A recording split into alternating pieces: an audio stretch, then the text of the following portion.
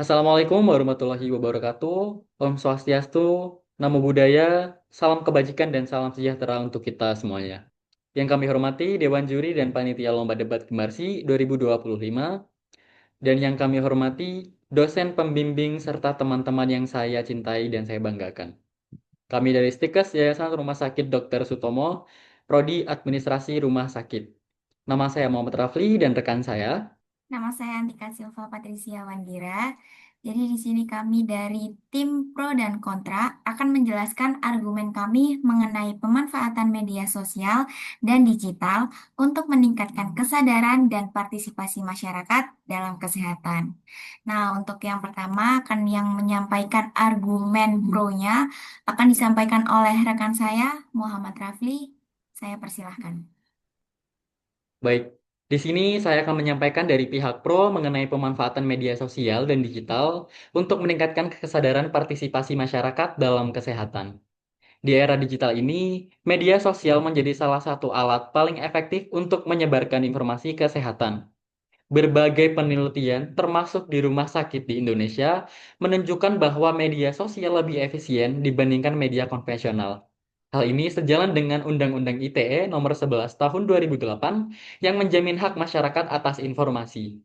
Penggunaan media sosial bukan hanya mempercepat penyebaran informasi, tetapi juga meningkatkan keterlibatan masyarakat melalui konten yang menarik dan interaktif.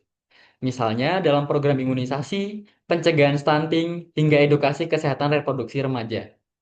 Adapun platform seperti Instagram dan TikTok yang mempermudah penyampaian pesan melalui video pendek, infografis, atau tantangan yang sedang viral, sehingga lebih mudah diterima oleh generasi muda. Edukasi yang disampaikan dengan cara yang disukai tentu lebih efektif. Dan keberhasilannya bisa dilihat dari kampanye vaksinasi COVID-19 hingga program gizi desa yang menggunakan media sosial untuk menyampaikan informasi penting soal pola makan sehat. Yang artinya, media sosial bukan hanya sebagai media penyampaikan informasi, tetapi juga wadah komunitas yang mendukung dan mengurangi stigma terhadap masalah seperti kesehatan mental. Oleh karena itu, sudah saatnya media sosial dimanfaatkan secara maksimal, bukan hanya sebagai hiburan, tetapi juga sebagai jalan inovatif menuju masyarakat yang lebih sehat dan sadar informasi. Melalui media sosial, perhatian dan keterlibatan masyarakat dalam isu kesehatan bukan hanya sekedar angan, tetapi sebuah realitas yang sedang kita ciptakan bersama. Sekian argumen dari pihak pro yang saya sampaikan. Selanjutnya untuk pihak kontra disampaikan oleh rekan saya Antika Silva. Waktu dan tempat dipersilakan. Baik, terima kasih untuk rekan saya Muhammad Rafli. Jadi di sini saya akan menyampaikan dari pihak kontra mengenai pemanfaatan media sosial dan digital untuk meningkatkan kesadaran dan partisipasi masyarakat dalam kesehatan. Nah, apakah kalian pernah memikirkan bahwa media sosial yang kita lihat sebagai alat untuk membagikan informasi kesehatan sebenarnya bisa menjadi sesuatu yang berbahaya bagi kesehatan mental dan fisik masyarakat loh? Di balik segala kemudahan dan kecepatan informasi yang disebarkan, terdapat resiko besar yang seringkali kita tidak sadari. Nah, untuk di era digital seperti sekarang, media sosial memang menawarkan kemudahan akses informasi kesehatan. Namun, di balik kemudahan tersebut, terdapat banyak resiko yang harus diperhatikan. Salah satu dampak yang paling serius adalah meningkatnya masalah kesehatan mental, khususnya di kalangan remaja dan generasi muda. Konten media sosial yang menunjukkan kehidupan dan penampilan yang sempurna dapat membuat pengguna merasa tidak cukup baik, yang akhirnya menimbulkan kecemasan, stres, dan bahkan bisa depresi. Situasi ini diperburuk oleh cyberbullying dan tekanan sosial yang sering terjadi di internet, yang dapat memperburuk kondisi psikologis pengguna. Untuk itu, resiko cyberbullying dan tekanan sosial di internet semakin memperburuk kondisi mental pengguna. Komentar negatif, pelecehan daring, dan tuntutan untuk selalu terlihat sempurna dapat membuat pengguna merasa terasing dan stres.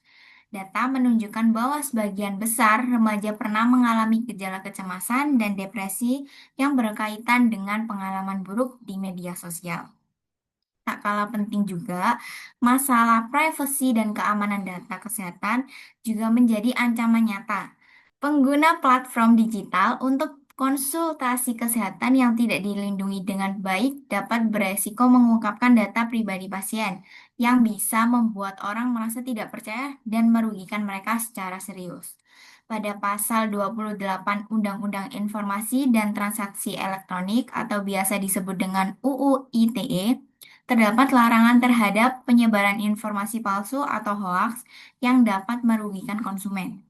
Faktanya, media sosial seringkali jadi sarang misinformasi medis. Dengan demikian, daripada memperbaiki pemahaman, kita malah dapat memperburuk kebingungan dan menurunkan kepercayaan publik terhadap profesi medis. Jadi, sebelum kita terlalu bergantung pada media sosial sebagai alat utama edukasi dan partisipasi kesehatan, sudah saatnya kita bertanya, apakah kita sudah benar-benar siap untuk menghadapi konsekuensi tersembunyi ini? Apakah manfaatnya cukup besar untuk menutupi resiko yang mengancam kesehatan mental dan fisik masyarakat? Sekian argumen pro dan kontra yang kami sampaikan. Maaf jika ada kekurangan atau kesalahan kata yang kami berdua sampaikan. Saya Antika Silva Patricia Wandira dan rekan saya. Saya Muhammad Rafli, kami berdua pamit undur diri. Terima kasih banyak.